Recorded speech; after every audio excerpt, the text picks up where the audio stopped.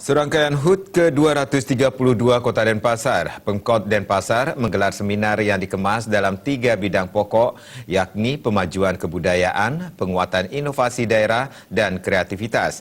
Kegiatan tersebut merupakan bagian dari upaya berkelanjutan untuk menghasilkan terobosan dalam rangka memajukan kebudayaan, menguatkan inovasi, dan mendukung kreativitas masyarakat.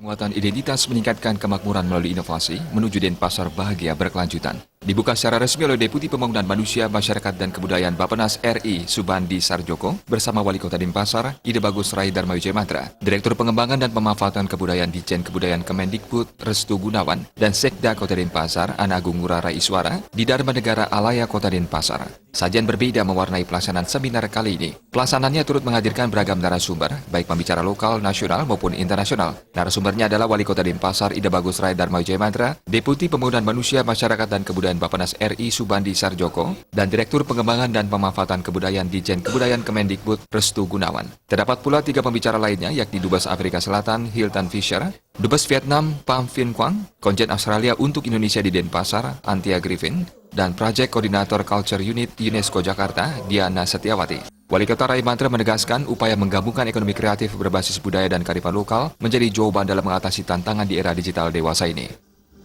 Sekali, jadi untuk sangat berkelanjutan yang ini yang kita harapkan ya, dan mereka sangat apresiasi sekali dengan keberadaan gedung ini ya, seperti tadi dari UNESCO juga ya, yang ingin sudah memanfaatkan dan memanfaatkan fasilitas yang ada di sini.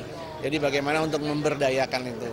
Nah, jadi ini adalah dalam rangka seminar ini adalah dalam rangka diplomasi kebudayaan kita terhadap mereka. Dan juga lebih memperjelas atau lebih memberikan pandangan terhadap kebudayaan kita yang tentunya mereka juga akan bisa memberikan pemahaman kepada kepada warganya, terutama yang berkunjung ke Indonesia.